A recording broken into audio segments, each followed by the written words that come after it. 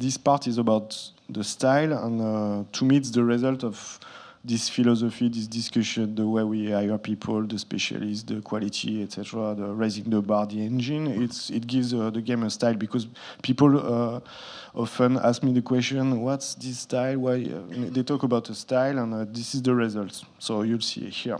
And it all starts at the edge of the known world, Karnaca, which is, to me, a main character in its own. I always envision a city like a character, old characters, new characters. And we've crafted this city from scratch. So I will explain the little story. At the very beginning, before the lore and the narration were set up by Harvey Smith, the creative director, we had a conversation, and we've talked about the carryover of the license from Dishonored 1. How do we handle the switch from 1 to 2? And he said to me that he wants to keep the corruption, the crime, the oppression, the disease, and the magic and the decay. This was his vision. And I said to him, okay, good. And I want to bring these pillars, which are sun, isolation, madness, El Dorado, and frontier of the world. That's all I saw it moving at the frontier of something, Okay, so he said deal, and at this moment we got both our themes and our visual pillars. Really just excited about doing another culture, another city. And so that's why we wanted to move down to Karnaca. My wish was to go at the edge of this world, in a city where the sun is impacting a lot the mood. And it was allowing us to create some weird atmosphere and to twist things. I proposed Karnaca because to me it was really, really different. It's closer to the equator, there's more vegetation, it's more of a blended culture. The atmosphere is way more dense. It's based on a photo trip I did in Long Beach, Los Angeles, where at sunset the sun makes the atmosphere coming really thick. The sun is super weird.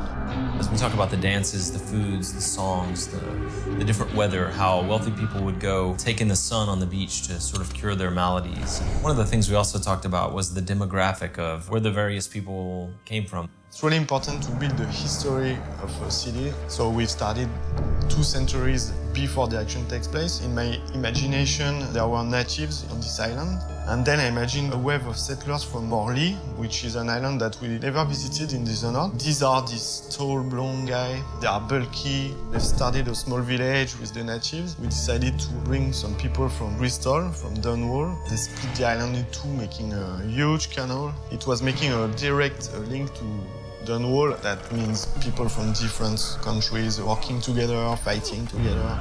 It was a nice setup for the story of the game. So we were done with the shape, the land mass around the city. It was time to bring this industrial flavor that everyone was in love with in Dishonored 1. I was pushing to have something really unique. So that's why we have this giant peak. What if we have wind that goes through this giant peak and have shaped a wind corridor? My first idea was to set up silver quarries there. And what if we put a district there where people suffer? Imagine how they think and how they survive. In this district that brought a lot of different structures, like the windbreaker, the way the blocks in the district are shaped in diamond shape to funnel the wind, to break the wind. The giant mills, it ends up with something really, really cool, story-wise and visually. We've focused a lot more on verticality. When you travel to Karnaca in Dishonored 2, you'll see the contrast on the rooftops. There are far fewer of the A-frame roofs, and instead you have a flatter rooftops. Obviously has gameplay ramifications. It adds so much freedom to the original experience. Now you can access the roof with Blink, the balconies, or you can take the stairs, or you can climb on the light poles. The fact that you have more space to play in, I think it's a good thing.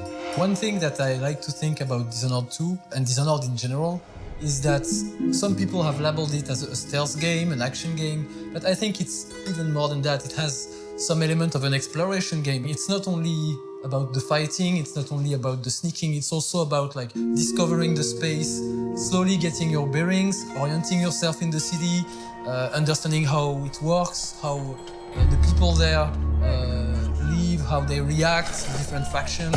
The fact that there are neutral factions also allows the player to explore without fearing to be attacked, which is a good thing because the artist has done such great objects, totally typical to Dishonored. At Arkane, we focus a lot on the really small details in the world. You can sneak, enter apartment, and review what's there. For example, the typewriter that everyone is loving. People really love when it's functional, and now if you press spacebar, you hear the sound, you see it moving. We design each object so they can be built in real life. I really think that returning fans and new players will be blown away by the richness of this new city and this world 15 years later.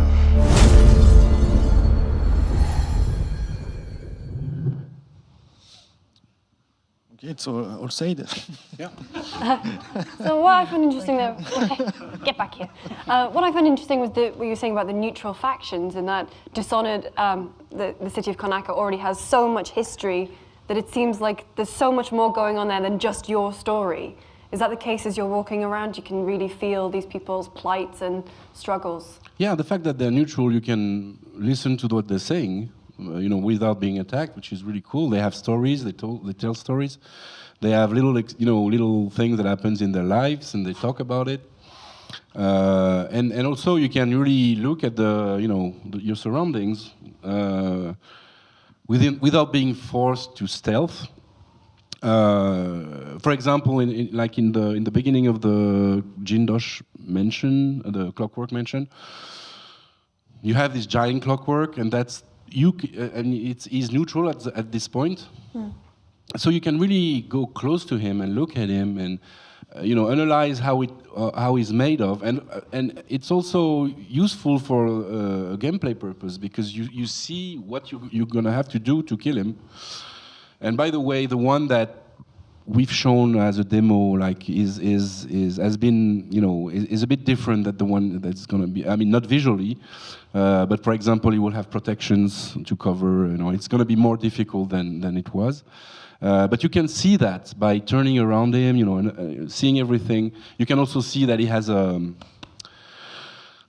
panel where you can use the rewire tool to change his behavior friendly towards you and attack your enemies. And this is something people often can't really see when they are fighting and trying to, it's very difficult. But then you can look at it really quietly, and it's a good thing. In Dishonored 2, we have way more themes mission. So, some of them, like the Clockwork Mansion, we'll have the Duke Palace, you have the Dust District. And each time you have a gameplay approach, a gameplay philosophy, a story philosophy, and a special style for it.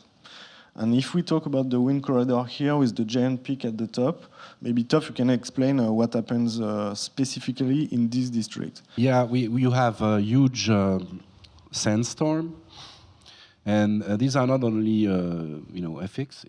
It has an impact on how you play, because when you see these storm approaching and you hear them, then that's the moment where you can maybe go through an open area without being noticed, or stab one of the guards, or go stealthily around them. But it's only for a short moment, and it creates a really cool atmosphere. The sound is really cool. You hear all the thing. How do you say the shutters, and yeah, it has a real impact on the gameplay. So that's the thing we wanted to do for each mission, to have something special. So sometimes it's very, very special, like the time travel. This is the only power that you have. So of course it's super special. But sometimes it's just an element or a visual thing that makes the level stands out. And I think that's why I think player will remember each level as something different and special. All right. Well, what can I say? People are wondering if Dishonored is an open world, and we say in general that our missions are mini open world. So that's why the city has this shape, and we have this landmass. It helps you to orient yourself when you play from a mission to another. If you play Dust District at the bottom here, you can see the Duke Palace and eventually the Jindosh Mansion. By the way, it's not from the game. It's a concept 3D file we did to make people understand what is the city, and we did it early and then improve it time after time. Maybe we'll see another view. So here we are on top of the Jindosh Mansion, which is not like this, by the way, now. But you see the other side. You see the mountain, which is like a character blowing wind from its mouth. You see the corridor. It's really specific, and that's what people like when they go to a location for vacation. They brought souvenir, and they remember, I don't know, a peak, a giant view. So that was the impression I wanted to build for them, and make this Dishonored 2 like a journey from Dishonored 1 to Dishonored 2 in a new city. Like, it's, to me, creating the efforts we've put in this city is like a gift for the players from the original game. Yeah, and I think having strong landmarks like this, it really helps you feeling that you're in a city. One of the things in Dishonored that was, it always was strange for me, that people were saying, and I understood that afterwards, but at the beginning it was like, well, it's like a huge open world, and I was like, no, it's not. You mean it's people a series of missions? Yeah. But I understood that after, because these guys, they have worked on placing each level somewhere really, precisely. Like, as you see, there is a map of the city. We never use that. It's just to see where the levels are located, and that when you're in one level, in the distance you can see Jindosh Mansion or the Duke's Palace, and this is something that helps you figure out the entire city in your mind. Like okay, I'm at the east of the mansion, or I'm near the water, and when later you see the water from far away, you remember, oh, that's where I was. So that's I think why people feel like it's an open world, whereas it's not at all. So yeah, I think it's a really cool way to work. Mm. Now we zoom a little more on the district. It's just to show you how we work. So it's an isolated district, a richer one. You see a bit the slope, the topology of the district. And because of this topology, this heights, you have a canal here with a dry lock to help the skiff to go there. Everything is meant thought as a real city. The connection, the rails, the train station, the docks. There's a hidden harbor, like here in London. That's something I noticed when I did pictures for Dishonored 1, these hidden harbors. The parks made of giant trees that have not been felled because they want to keep some, and it gives a distinct flavor to the city. And here I think Toph will talk, and I like this piece because, all right, it's a bridge, it's a piece of industrial design, it's visually cool, but as Toph said, each time he has the reaction: can I go there? Can I bend time and jump on the vehicles so I can cross the river? And these are constraints. So we have our own art constraints, which are sometimes really big, to bring this to life. But also we have the game constraints. So that's why I say we do art, yes, with specialists, but we do art for games, and that's where Toph interacts a lot with us. Yeah, you said it. So okay, perfect. So here they were like wondering if we can possess a rat and go under the rail that are electrified. You can see the characters on top of it. So for us, when it's cool visually and we know that it's functional in the game, it's a double win. It's perfect. All right, and now it's at a 3 scale. You can feel the playground, you see the balcony. So maybe Toph would say, "Oh, there's too much balcony still," but No, this one is okay, by the way. okay. An acceptable amount of balcony. Yeah. So I can remove Say the yes. work in progress. Yeah. Okay, it's final. Cool. We can ship the game. All right. Yeah, we've covered it already. The fact that mission per mission we have themes, strong themes. Here it's the Duke Palace. So the city has an history. We've built it centuries ago before the action takes place. We try to think the city through the mind of the inhabitants. We are the creator, but we think. I try to think through the mind of the people who create this city. How do they live, etc. How would I construct, build this? And here it's the son of the old duke. This duke is Luca Aber. He's like ruling a kind of banana republic in Karnaca. So he destroyed the old fort, just kept the base of the fort and built a sort of penthouse on top of it with the money he gathered in the city. So, well, yeah, each time it's a challenge to build like a certain gameplay tied to the story, and also like trying to bring something fresh and cool each time we visit a location inside the city. I suppose the iconic mission from the first Dishonored was Lady Boyle's final party, and it was very... Yeah, this was stunning, yes. Yeah, and it looks like you're building on that kind of... Because it was the standout mission from, in my mind, at least in the original game, because it was so thematic, you couldn't really use your powers, you were skulking around. So I believe we've actually got a video of another thematic mission from Dishonored 2. One of the big principles that we have at Arkane is to say yes to the player. At the beginning of the game, you're faced with a choice between Corvo or Emily, and then you're faced with a choice of which pathway to take through this crazy non-linear space. Open the window, front door, back door, like down the street, over the rooftop. And then on top of that, you're faced with the playstyle question. Do you sneak and try to avoid killing people? Do you sneak and kill as many people as possible? Do you just kick the front door in and fight your way through?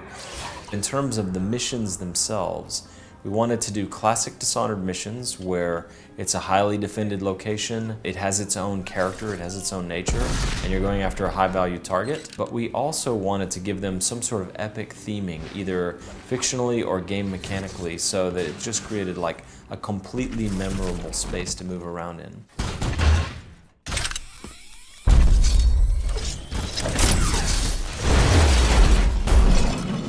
So for example, in Crack in the Slab, which is a level where you have the ability to go back and forth in time. You can literally move back and forth very dynamically between two time periods, the present, when the house is in ruins, or the past, 3 years ago, on the night of a special event, when the house is posh, candles are lit, music is playing, guards are walking around. It's a very different feel. The challenge for us was to create 2 and even 3 different levels that would be fun to play, and where the player could go whenever he wants. In the Dust District, you have these raging storms that come about randomly. You have 2 targets there, 2 factions with very different ideas about what's better for the future. The other level that is very special in my heart is Clockwork Mansion, where the player can change the configuration of each room. Where you could throw levers and move the walls, floor, and ceiling around. You basically reconfigure the house like a Rubik's Cube. So you can do that not only to open up new passages, but also to lock enemies behind walls. You're trying to reach Kirin Jindosh, the grand inventor for the Duke of Serkonos, and you're trying to unlock this puzzle box of his house, one layer at a time, to reach him. Another one of our very themed levels is the Royal Conservatory. It's like a massive museum with taxidermied animals that kind of gives you a view into like the Victorian idea of natural philosophy and science of the time. It just feels atmospheric and grandiose. What happens when the player's decisions meet this story-rich world is what we call emergent narrative. You can encounter a situation and react according to your morality, to your knowledge of the world, or to your impulses right now. And then you create your own story. If there's one thing that I want the player to feel about Dishonored 2 is that our missions, our levels, whereas they're not open world, they feel like open world. Given that in one playthrough of Dishonored 2, you probably see 20% of the game, it feels to us like no two players will have exactly the same path. We've put so much effort into having so many things to do, so many ways to do things, so many choices. I would like the player to feel like the possibilities are endless. Well, All said? that's a statement.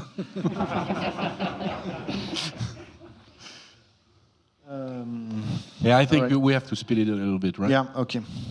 Let's enter a park. So it's just to show you again the way we work. Here it's from Laurent Gapaya, a French artist. It's all drawn by hand. It's pencil pieces like this, and you'll see all the reference we gathered. So Barcelona, Havana, Cuba, and Barcelona. The way we also have the circulation in mind, the new setting with the wind. So that's why we have this wooden shutter that let the air circulates. Here, big piece. It's a mix of vegetation and Havana, Cuba. You can feel the circulation each time. Even if it's drawing, we try to have some elements that say this will be in Dishonored. And by the way, all these pencil drawings are now displayed inside the game on the walls because they show the game, they show the city way before the action takes place, as I said. So when you visit a small cabinet of curiosity like this, you'll see the drawings inside the game. That's really cool.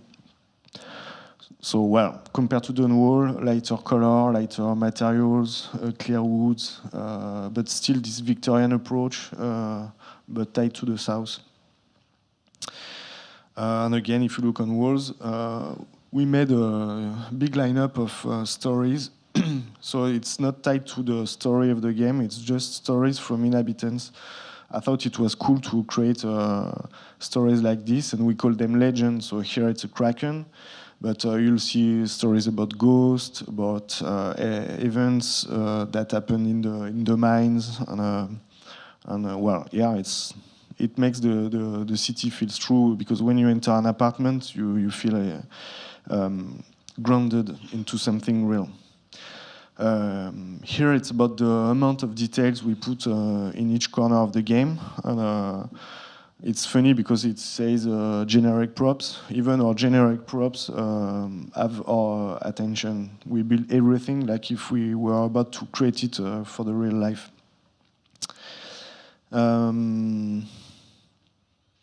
And here it's the way we manage the amount of details. It was a new challenge with Dishonored 2 where we have lots, way more objects, way more definition, polygons due to the engine. And it's how we try artistically to drive the eyes of the player. In a movie, you frame and you say, look here.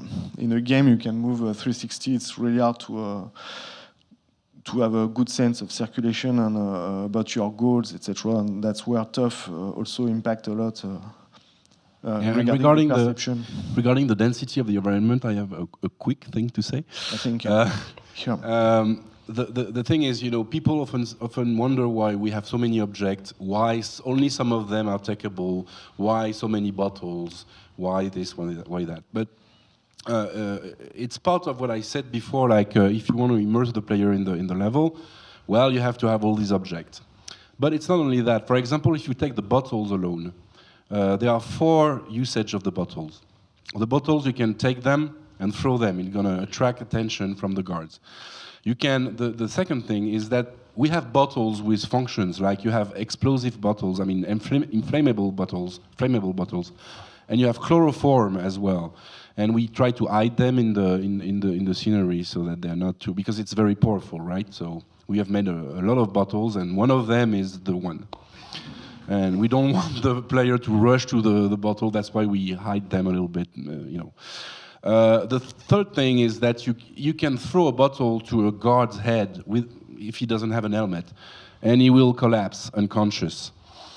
And then the third thing, which I love, because this is exactly what I love in our philosophy. I mean, philosophy is a huge word, but in a way, guidelines, if you want. the systemic game design. We have stun mines and we have spring razors, which are basically mines that you put on the ground. But you can also put them on people, on rats, and you can put them on bottles as well. So if you put them on bottles, and then you grab the bottles, then you have a grenade, and then you have a stun grenade. So you see, this systemic approach allows us to combine things so that an apparently not really meaningful object can become a very powerful weapon if you use it correctly. So that's what I wanted to say about that. Cool. And on the art side, so he talks about blending elements. So that's a good. It's good for me because here this ammo were supposed to be created by a gang, the order, so by civilians. And they do them with what they gather in apartments, what they steal. So it's a mix.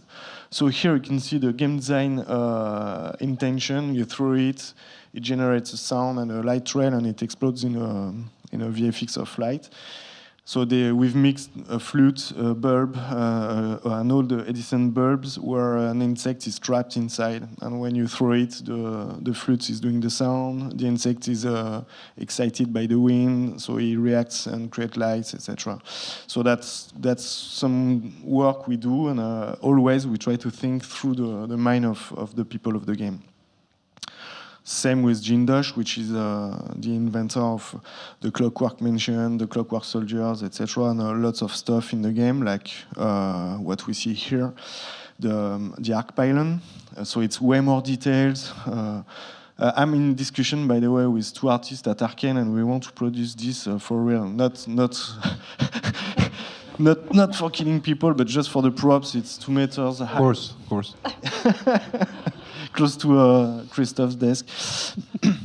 So any last note that you guys want to end on? Well, thanks for being here. It's always cool for developers like us to, we can explain ourselves, explain details. It takes 2 hours, like 2 hours 30. Well, yeah, it's cool to. I think we'll have some discussion at the bar, and it's always nice to meet people and to take their feedbacks. As I said before, it's love, basically. What you're giving us is love. It's like it's part of why we're doing that, right? It's to receive this love, and thank you for that, really. Thank you.